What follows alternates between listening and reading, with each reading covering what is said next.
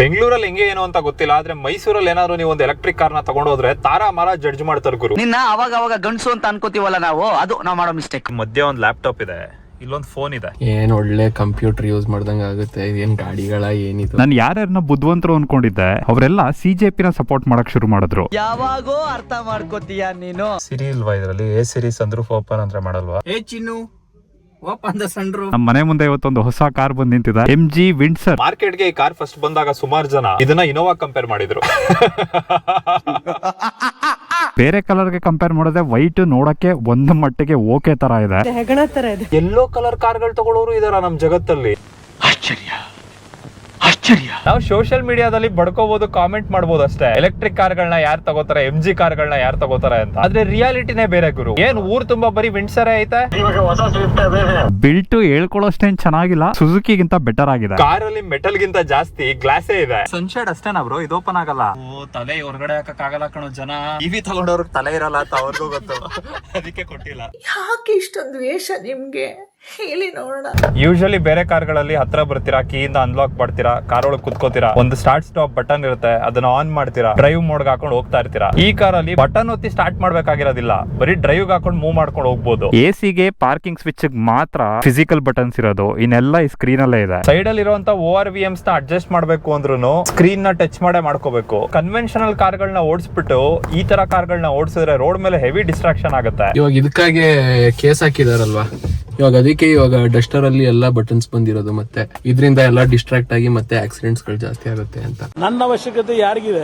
ನನ್ನ ಅವಶ್ಯಕತೆನೇ ಇಲ್ವಲ್ಲ. AC DC ಚಾರ್ಜಿಂಗ್ ಪಾಯಿಂಟ್ ಇದೆ, ಮೇಲೆ 7 ತೂತು, ಕೆಳಗೆ 2 ತೂತು. ಇದರಲ್ಲಿ ಗೇರ್ ಸೆಲೆಕ್ಟರ್ ಸೆಂಟ್ರಲ್ ಕೊಟ್ಟಿಲ್ಲ, ಇಲ್ಲಿ ಸೈಡ್ ಅಲ್ಲಿ ಕೊಟ್ಟಿದ್ದಾರೆ ನೋಡಿ. ಈ ಕಾರ್ ನ ಓಡಿಸಿ ಅಡ್ಜಸ್ಟ್ ಆದವ್ರಿಗೆ ಇದು ತುಂಬಾನೇ ಈಸಿ ಅನಿಸಬಹುದು, ನನಗ್ ಮಾತ್ರ ಹೆವಿ ಕನ್ಫ್ಯೂಸಿಂಗ್ ಆಗಿದೆ. ನೀನು ಈಗ ಡಸ್ಟರ್ ಬದಲು ಯಾವ್ದಾದ್ರು ಎಲೆಕ್ಟ್ರಿಕ್ ಕಾರ್ ತಗೋಬೇಕು ಅಂದ್ರೆ ಯಾವ್ದು ತಗೋತೀಯ? ತಗೊಳ್ಳೋದೇ ಇಲ್ಲ. ಈ ಕಾರ್ ನೋಡಿದ್ರೆ ಅಷ್ಟು ದೊಡ್ಡದಾಗೇನ್ ಕಾಣಿಸೋದಿಲ್ಲ, ಆದ್ರೆ ಇದ್ರ ವೀಲ್ ಬೇಸ್ ನೋಡಿ ಎಷ್ಟು ದೊಡ್ಡದಾಗಿದೆ ಅಂತ. ಎಸ್ಪೆಷಲಿ ಹಿಂದ್ಗಡೆ ಸೀಟ್ ಅಲ್ಲಿ ಕೂತಾಗ ನಿಮ್ಗೆ ಗೊತ್ತಾಗುತ್ತೆ ಈ ಕಾರು ಎಷ್ಟು ಸ್ಪೇಷಿಯಸ್ ಆಗಿದೆ ಅಂತ. ಎಷ್ಟು ಲೆಗ್ ಸ್ಪೇಸ್ ನೋಡು. ವಿಂಡ್ಸರ್ ಸ್ಟಾರ್ಟಿಂಗ್ ಅಲ್ಲಿ ಬಂದಾಗ ಸುಮಾರು ಜನಕ್ಕೆ ಇದ್ರ ಡಿಸೈನ್ ಇಷ್ಟ ಆಗಿರ್ಲಿಲ್ಲ. ಅದು ಅಲ್ಲದೆ ಈ ಕಾರ್ ಫಸ್ಟ್ ಬಂದಾಗ ಇದನ್ನೆಲ್ಲ ಯಾರು ತಗೋತಾರೆ, ಇದೊಂದು ಚೈನೀಸ್ ಕಾರು, ನಾವು ಟಾಟಾ ತಗೊಳ್ಳೋಣ, ನಾವು ಮೇಡ್ ಇನ್ ಇಂಡಿಯಾ ಕಾರ್ಗಳನ್ನ ತಗೊಳ್ಳೋಣ, ಮಹೇಂದ್ರ ತಗೊಳ್ಳೋಣ ಅಂತ ಸುಮಾರು ಜನ ಮಾತಾಡಿದ್ರು. ಆದ್ರೆ ಆನ್ ಪೇಪರ್ ನೋಡಿದ್ರೆ ನಮ್ಮ ಇಂಡಿಯಾದಲ್ಲಿ ಈ ಸೆಗ್ಮೆಂಟ್ ಅಲ್ಲಿ ಜಾಸ್ತಿ ಸೇಲ್ ಆಗಿರುವಂತ ಕಾರು, ಅದೇ ತರ ಜಾಸ್ತಿ ಸೇಲ್ ಆಗ್ತಾ ಇರುವಂತ ಎಲೆಕ್ಟ್ರಿಕ್ ಕಾರು MGನೇ. ಇಷ್ಟು ವರ್ಷಗಳಿಂದ ಫೀಲ್ಡ್ ಅಲ್ಲಿ ಇದ್ದೀನಿ, ನಿನ್ನೆ ಮೊನ್ನೆ ಬಂದವನು ನನ್ಗೆ ಪೈಪೋಟಿ. ಗಾಡಿ ನೋಡಕ್ ಕೆಡ್ದಾಗಿದೆ, ಆದ್ರೆ ಸ್ಟ್ಯಾಂಡರ್ಡ್ ಆಗಿದೆ, ಅದಕ್ಕೋಸ್ಕರ ಜಾತ್ರೆ ತರ ಕಾಣೋದಿಲ್ಲ. ಯಾವ್ದಾದ್ರು ಒಂದು ವಸ್ತು ಎಷ್ಟೇ ಕೆಡ್ದಾಗಿರ್ಲಿ ಅದನ್ನ ಲಕ್ಸುರಿಯಸ್ ಆಗಿ ಮಾಡ್ಬಿಟ್ರೆ ಜನಕ್ಕೆ ಸುಂದರವಾಗೇ ಕಾಣುತ್ತೆ. ಅಂಬಾನಿ ಮಕ್ಕಳು ತರ. ಕಡೆ ಮಾತ್ರ ಸಕ್ಕಲಾಗಿ ಕಾಣಿಸ್ತಿದೆ ಅನ್ಕೊ. ಮಸಾಜ್ ಸೀಟ್ ಹಾಕ್ಸ್ಬಿಟ್ರೆ ನಾವ್ ಅದನ್ನ ಮಾಡ್ಬೋದು ಬ್ರೋ. ಪವರ್ ರೈಡ್ ಕಡೆಯಿಂದ ನಿಮ್ ಕಾರಲ್ಲಿ ಮಸಾಜ್ ಸೀಟ್ ಇಲ್ಲ ಅಂದ್ರೆ ಇಷ್ಟ ಕಳಿಸ್ತೀವಿ, ಮಸಾಜ್ ಮಾಡ್ಕೊಡ್ತಾರೆ ಅಂತ. ಯಾವಾಗ ಗವರ್ಮೆಂಟ್ ಅವರು ಪೆಟ್ರೋಲ್ ಡೀಸೆಲ್ ರೇಟ್ ನ ಜಾಸ್ತಿ ಮಾಡಿದ್ರು, ಇವಾಗ ಜನ ಇಷ್ಟ ಇಲ್ಲ ಅಂದ್ರೂ ತಗೋಬೇಕಲ್ಲ, ಜೀವನ ನಡೆಸಬೇಕಲ್ಲ ಅಂತನಾದ್ರೂ ಎಲೆಕ್ಟ್ರಿಕ್ ಕಾರ್ಗಳಿಗೆ ದುಡ್ಡು ಹಾಕೋ ಯೋಚನೆ ಮಾಡ್ತಾ ಇದಾರೆ. ಅದಕ್ಕೋಸ್ಕರ ನಾನು ಇವತ್ತು ಈ ಕಾರ್ದು ವಿಡಿಯೋ ಮಾಡ್ತಾ ಇರೋದು.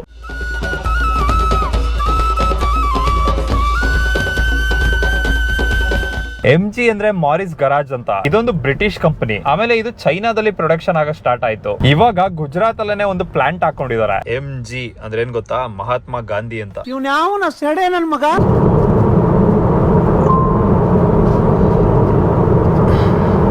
ಇಲ್ಲಿ ಇಂಡಿಕೇಟರ್ ಇದೆ, ಇಲ್ಲಿ ಹೆಡ್ ಲೈಟ್ ಇದೆ, ಫ್ರಂಟ್ ಅಲ್ಲಿ ಕ್ಯಾಮ್ರಾ ಕೊಟ್ಟಿದ್ದಾರೆ, ಇಲ್ಲಿ ದೊಡ್ಡದಾಗಿ MG ಅಂತ ಲೋಗೋ ಹಾಕಿದ್ದಾರೆ. MG ಅಲ್ಲಿ ಸುಮಾರು ವೇರಿಯಂಟ್ಸ್ ಇದೆ. Base model, mid range, top end. ಇದು MG EV Pro ಅಂತ top end model. 5.9 kWh battery ಇದೆ, 134 bhp ಇದೆ, 200 Nm ಟಾರ್ಕ್ ಇದೆ. ಇವರು ಕ್ಲೈಮ್ ಮಾಡೋದು 440 ಕಿಲೋಮೀಟರ್ಸ್ ಅಂತ. ರಿಯಲ್ ಟೈಮ್ ಅಲ್ಲಿ 300 ರಿಂದ 350 ಕಿಲೋಮೀಟರ್ ಎಕ್ಸ್ಪೆಕ್ಟ್ ಮಾಡಬಹುದು. ಇಲ್ಲೊಂದು ಲಾರಿ, ಇಲ್ಲೊಂದು ಲಾರಿ, ಮುಂದೆ ಒಂದು ಲಾರಿ, ಇದೆಲ್ಲ ಟ್ರಾಫಿಕ್ ಅಲ್ಲಿ ನಿಂತ್ಕೊಂಡು ಐಡ್ಲಿಂಗ್ ಅಲ್ಲಿ ಖರ್ಚು ಮಾಡೋ ಡೀಸೆಲ್ ಖರ್ಚಿಗೆ ವಿಂಡ್ಸರ್ ಅಲ್ಲಿ ಇಡೀ ವರ್ಲ್ಡ್ ಟೂರ್ ಮಾಡ್ಕೊಂಡ್ ಬಂದ್ಬಿಡ್ಬೋದು. ಹಿಪೋಕ್ರಸಿ ಕಿ ಭಿ ಸೀಮಾ ಹೋತಿ ಹೈ. ಮುಂದ್ಗಡೆ ಫ್ರಂಕ್ ಇದೆ, ಇಲ್ಲಿ ವಿಂಡ್ಶೀಲ್ಡ್ ವಾಷರ್ ಫ್ಲೂಯಿಡ್ ಹಾಕಬಹುದು, ಇಲ್ಲಿ ಕೂಲೆಂಟ್ ಇದೆ, ಇಲ್ಲಿ .4 ಬ್ರೇಕ್ ಫ್ಲೂಯಿಡ್ ಇದೆ. ಮೆಜಾರಿಟಿ ಜನ ಈಗಲೂ ಎಲೆಕ್ಟ್ರಿಕ್ ಕಾರ್ಗಳನ್ನ ತಗೊಳ್ಳೋದು ಪೆಟ್ರೋಲ್ ಡೀಸೆಲ್ ಕಾರ್ಗೆ ಕಂಪೇರ್ ಮಾಡಿದ್ರೆ ಖರ್ಚು ಕಮ್ಮಿ ಇರುತ್ತೆ ಅಂತ. ಆದ್ರೆ ವಿಂಡ್ಸರ್ ನ ಜನ ತಗೊಳಕ್ ಶುರು ಮಾಡಿದ್ದು ಬೇರೆ ರೀಸನ್ಗೆ. 3 ಜನ ಆಕ್ಚುಲಿ ಆರಾಮಾಗಿ ಕುತ್ಕೊಂಡು ಹೋಗ್ಬೋದು. ವ್ಯೂ ನೋಡಿ ಏನ್ ಸಕ್ಕದಾಗಿದೆ ಅಂತ. ಡೋರ್ ಹ್ಯಾಂಡಲ್ ಅಲ್ಲೆಲ್ಲ ಲೈಟ್ ಗೋಲ್ಡ್ ಆಕ್ಸೆಂಟ್ ಗಳನ್ನ ಕೊಟ್ಟಿದ್ದಾರೆ, ಸ್ಪೀಕರ್ ಮೇಲೂ ಗೋಲ್ಡ್ ಇದೆ, ಇಲ್ಲಿ ವುಡ್ ಫಿನಿಶ್ ಇದೆ. ಈ ಬಜೆಟ್ ಅಲ್ಲಿ ಒಂದು ಫ್ಯಾಮಿಲಿಗೆ ಇಷ್ಟು ಸ್ಪೇಷಿಯಸ್ ಆಗಿರೋ ಕಾರು ಇನ್ಯಾವುದು ಸಿಗೋದಿಲ್ಲ. ಸೊ ನಮ್ಮ ಜನ ಇವಾಗ ಎಲೆಕ್ಟ್ರಿಕ್ ಕಾರ್ನ ತಗೊಳಕ್ಕೆ MG ಅವರು ಒಂದು ಪ್ರಾಕ್ಟಿಕಲ್ ರೀಸನ್ ಕೂಡ ಕೊಟ್ಟಿದ್ದಾರೆ. ಸ್ಪೇಸ್ ಮಾತ್ರ ಸಕ್ಕದ ಇದೆ. ಎಸ್ಪೆಷಲಿ ಈ ಸೀಟ್ ಎಷ್ಟು ಕಂಫರ್ಟೇಬಲ್ ಆಗಿದೆ ಅಂದ್ರೆ ಆರಾಮಾಗಿ ಒಂದ್ ದಿನಕ್ಕೆ 1000 ಕಿಲೋಮೀಟರ್ ನಾನ್ ಸ್ಟಾಪ್. ಸಾರಿ, ಇದು ಎಲೆಕ್ಟ್ರಿಕ್ ಅಲ್ವಾ? ಒಂದ್ 4 ಸ್ಟಾಪ್ ಕೊಟ್ಕೊಂಡು ದಿನಕ್ಕೆ 1000 ಕಿಲೋಮೀಟರ್ ಆರಾಮಾಗಿ ಹೋಗ್ಬೋದು ಗುರು. 4 ಸ್ಟಾಪ್ ಕೊಟ್ಟು ಈ ಕಾರ್ನ ಫುಲ್ ಚಾರ್ಜ್ ಮಾಡೋಷ್ಟರಲ್ಲಿ ಒಂದ್ ದಿನನೇ ಮುಗ್ದೋಗಿರುತ್ತಲ್ಲ. ಆದ್ರೆ ಈ ಬಟನ್ ಕ್ವಾಲಿಟಿ ಅಷ್ಟೇನ್ ಚೆನ್ನಾಗಿಲ್ಲ. ಪ್ಲಾಸ್ಟಿಕ್ ಕ್ವಾಲಿಟಿನೂ ಅಷ್ಟೇ ಬಿಲೋ ಆವರೇಜ್ ಇದೆ.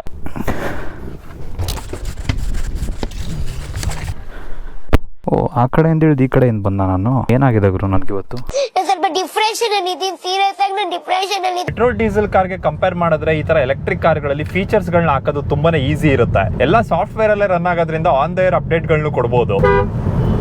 ನಾನು ಹೇಳ್ದೆ ಅಲ್ಲ, ಲೌಡ್. ಪೆಟ್ರೋಲ್ ಡೀಸೆಲ್ ಕಾರ್ಗೆ ಕಂಪೇರ್ ಮಾಡೋದ್ ಬಿಟ್ಟು ಬರೀ ಒಂದು ಎಲೆಕ್ಟ್ರಿಕ್ ಕಾರ್ ಅಂತಾನೆ ನೋಡಿದ್ರೆ ಅದ್ರಲ್ಲಿ ಇರುವಂತ ಸಸ್ಪೆನ್ಷನ್ ಖರಾಬ್ ಆಗಿದೆ. ನಾನ್ ನೋಡಿರುವಂತ one of the worst suspension ಇದು. ಇಲ್ಲಿ ಕಪ್ ಹೋಲ್ಡರ್ ಇದೆ ನೋಡಿ. ನೀವೇನಾದ್ರೂ ಜಿಮ್ಗೆ ಹೋದ್ರೆ ಇಲ್ಲಿ ಪ್ರೋಟೀನ್ ಶೇಕ್ ಇಡಬಹುದು. ಪ್ರೋಟೀನ್ ಪೌಡರ್ ಹಾಕಿ ನೀರ್ ಹಾಕಿ ನೀವೇನ್ ಶೇಕ್ ಮಾಡಕ್ ಹೋಗ್ಬಿಡಿ, ಸಸ್ಪೆನ್ಷನ್ ಶೇಕ್ ಮಾಡ್ಕೊಟ್ಬಿಡುತ್ತೆ. ಫ್ರಂಟ್ ಪ್ಯಾಸೆಂಜರ್ಸ್ ಗೆ ಎಲೆಕ್ಟ್ರಿಕಲಿ ಅಡ್ಜಸ್ಟಬಲ್ ಸೀಟ್ ನ ಕೊಟ್ಟಿಲ್ಲ, ಬರೀ ಡ್ರೈವರ್ ಮಾತ್ರ ಕೊಟ್ಟಿರೋದು. ಕೆಳಗಡೆ ಒಂದು ಸ್ಟೋರೇಜ್ ಇದೆ. ಇಲ್ಲಿ ನಾರ್ಮಲ್ USB ಮತ್ತೆ USB-C ಚಾರ್ಜರ್ ಇದೆ. ಜೊತೆಗೆ ಇದ್ರಲ್ಲಿ ಇರುವಂತ ಸ್ಟೇರಿಂಗ್ ಇನ್ಪುಟ್ ಯಾವ ಮಟ್ಟಕ್ಕೆ ಲ್ಯಾಗ್ ಇದೆ ಅಂದ್ರೆ ಹೈವೇಸ್ ಅಲ್ಲಿ ಜಾಸ್ತಿ ಸ್ಪೀಡ್ ಅಲ್ಲಿ ನೀವು ಇದನ್ನ ಮನೂವರ್ ಮಾಡಬೇಕು ಅಂದ್ರೂ ಕಾನ್ಫಿಡೆನ್ಸ್ ಸಿಗೋದಿಲ್ಲ. ಸಿಟಿ ಒಳಗಡೆ ಲೋ ಸ್ಪೀಡ್ ಅಲ್ಲಿ ನುಗ್ಸಾಡ್ಬೇಕು ಅಂದ್ರೂ ಕಾನ್ಫಿಡೆನ್ಸ್ ಸಿಗೋದಿಲ್ಲ. ರೇಡಿಯೋ ಹಾಕೋಣ. ನಿನ್ನ ಕಣ್ಣ ನೋಟದಲ್ಲಿ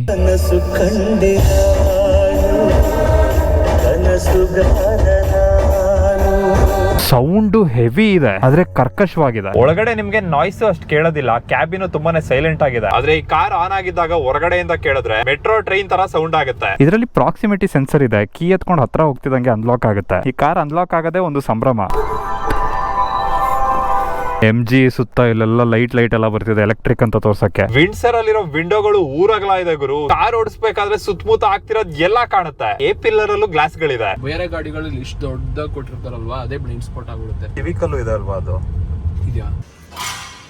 ಸಿವಿಕಲ್ಲೂ ಇತ್ತು ಈ ತರ.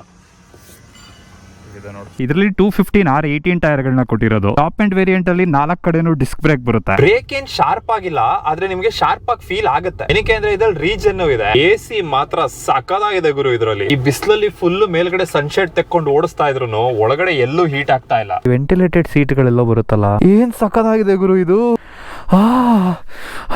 ಅವನು ಬಾಯಿಗೋಸಿ ನೀರ್ ಬಿಡ್ರಲ್ಲ, ನೀಗಿರ್ಕಾಗ್ಬಿಟ್ಟಾನು. ಈ ವಿಂಡ್ಸರ್ ತಗೊಳ್ಳೋದು ಬೆಂಗಳೂರಲ್ಲಿ ಮನೆ ಬಾಡಿಗೆ ತಗೊಂಡಂಗೆ. ಬ್ಯಾಚುಲರ್ ಆಗಿದ್ರೆ ನಿಮ್ಗೆ ಮನೆ ಬಾಡಿಗೆನೂ ಕೊಡೋದಿಲ್ಲ, ಈ ಕಾರು ವೇಸ್ಟ್. ಫ್ಯಾಮಿಲಿ ಮ್ಯಾನ್ ಆಗಿದ್ರೆ ಪರ್ಫೆಕ್ಟ್. ಆರಾಮಾಗಿ ಪಕ್ಕ ಹೆಂಡತಿನ ಹಾಕೊಂಡು ಹಿಂದೆ ಮಕ್ಳನ್ನ ಹಾಕೊಂಡು ಅದ್ರಿಂದಗಡೆ ನಾಯಿನ ಹಾಕೊಂಡು ಮುಂದೆ ಬೆಕ್ಕೂರಿಸ್ಕೊಂಡು. ಏನು ಕುಶನ್ ಕೊಟ್ರು ಮೋಸ್ಟ್ಲಿ ಕಾರ್ ಫ್ಯಾಂಟಸಿ ಇರೋ ಜನಕ್ಕೆ.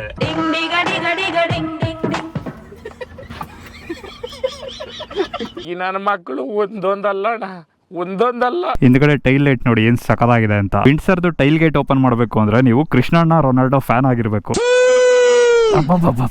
ಹಿಂದ್ಗಡೆ ಸ್ಪೇಸ್ ಸಕದಾಗಿದೆ. ಸ್ಪೇರ್ ವೀಲ್ ಇಲ್ವಾ? ಲೆವೆಲ್ ಜಾಸ್ತಿ ಆದ್ರೆ ಹಾಗೇನೆ. ಈ ಕಾರಲ್ಲಿ V2L V2V ಎರಡೂ ಇದೆ. V2L ಅಂದ್ರೆ ವೆಹಿಕಲ್ ಟು ಲೋಡ್ ಅಂತ, V2V ಅಂದ್ರೆ ವೆಹಿಕಲ್ ಟು ವೆಹಿಕಲ್ ಅಂತ. ವೆಹಿಕಲ್ ಟು ವೆಹಿಕಲ್ ಅಂದ್ರೆ ಸಿಂಪಲ್ ಆಗಿ ಲಿಫ್ಟ್ ಟು ಲಿಫ್ಟ್ ಕೊಟ್ಬಿಟ್ಟು CPR ಮಾಡ್ತಾರಲ್ಲ ಹಂಗೆ. ನೀವೇನಾದ್ರೂ ಲೈಫಲ್ಲಿ ಫಸ್ಟ್ ಕಾರ್ ತಗೋತಾ ಇದೀರಾ ಅಂದ್ರೆ ಮುಂಚೆ ಪೆಟ್ರೋಲ್ ಡೀಸೆಲ್ ಕಾರ್ನೇ ಓಡಿಸಿಲ್ಲ, ಇದೇ ಫಸ್ಟ್ ನಾನು ಓಡಿಸ್ತಾ ಇರೋ ಕಾರ್ ಅಂದ್ರೆ ಆರಾಮಾಗಿ ತಗೊಳ್ಳಿ, ಸಕ್ಕದಾಗಿ ಎಂಜಾಯ್ ಮಾಡ್ತೀರಾ. ಏನಕ್ಕೆ ಅಂದ್ರೆ ಪೆಟ್ರೋಲ್ ಡೀಸೆಲ್ ಕಾರ್ಗಳನ್ನ ನೀವು ಓಡಿಸಿರಲ್ಲ. ರಿಯಲ್ ಕಾರ್ ಹೆಂಗ್ ಫೀಲ್ ಆಗುತ್ತೆ, ರಿಯಲ್ ಎಂಜಾಯ್ಮೆಂಟ್ ಏನು ಅನ್ನೋದು ನಿಮ್ಗೆ ಗೊತ್ತೂ ಇರೋದಿಲ್ಲ. ಆದ್ರೆ ಒಂದು ಸಲ ಈ ತರ ವಿಂಡ್ಸರ್ ಕಾರು ಅಥವಾ ಎಲೆಕ್ಟ್ರಿಕ್ ಕಾರ್ನ ತಗೊಂಡ್ರೆ ದಯವಿಟ್ಟು ನಿಮ್ ಫ್ರೆಂಡ್ಸ್ ಗಳದ್ದು ಯಾವ್ದು ಪೆಟ್ರೋಲ್ ಡೀಸೆಲ್ ಕಾರ್ನ ಓಡ್ಸಕ್ ಹೋಗ್ಬೇಡಿ. ಜೀವನದಲ್ಲಿ ಡಿಪ್ರೆಷನ್ ಬಂದ್ಬಿಡುತ್ತೆ. ನಾನ್ ದುಡುಕಬಾರ್ದಾಗಿತ್ತು. ಇಲ್ಲಿ ಇರೋದೇನೆ 3 ಮತ್ತೊಂದು ಕಾರು, ಅದಕ್ಕೆ 87 ಸೆಕೆಂಡ್ ಸಿಗ್ನಲ್ ಇದೆ. ಸೊ ನಾವೇನ್ ಮಾಡ್ತೀವಿ ಅಂದ್ರೆ ಹಿಂಗೆ ಲೆಫ್ಟ್ ಹೋಗಿ ಸರ್ವಿಸ್ ರೋಡ್ ಇಂದ ಮೇನ್ ರೋಡ್ ಗೆ ಜಾಯ್ನ್ ಆಗೋದು. ಇದು ಯಾವತ್ತೋ ಗೊತ್ತು ಸರ್ ನನಗೆ. ಇದರಲ್ಲಿ ಮುಂದೆ ಯಾವ್ದು ಹಿಂದೆ ಯಾವ್ದು ಅಂತಾನೆ ಗೊತ್ತಾಗಲ್ಲ. ಇದು ಫ್ರಂಟ್, ಇದು ಬ್ಯಾಕ್. ಈ ಕಾರ್ ಡಿಸೈನ್ ಅದ್ ಯಾವನ್ ಮಾಡ್ದಾಗ ಗೊತ್ತಿಲ್ಲ ಗುರು. ಮುಂದೆ ಹಿಂದೆ ಎರಡೂ ಒಂದೇ.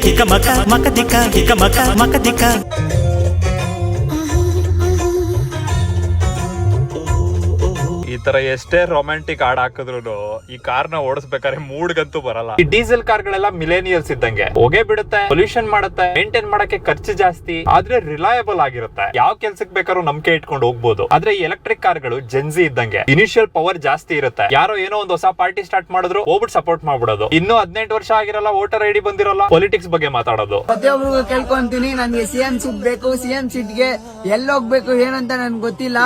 ಸೊ ಇದು ಗೌರ್ಮೆಂಟ್ ಗೆ ಕಮೆಂಟ್ ಮಾಡ್ರಿ. ನಾನು ಡೈರೆಕ್ಟ್ ಆಗಿ ಹೋಗಿ ಗೌರ್ಮೆಂಟ್ ಅವ್ರ ಹತ್ರ ಮಾತಾಡಿ ನಾನು CM ಆಗೋಣ ಅನ್ಕೊಂಡಿದ್ದೀನಿ. ಸುಮ್ನೆ ಮನೆಗೆ ಹೋಗಿ ಹುಚ್ಚೋಯ್ತು ಮಲಿಕ.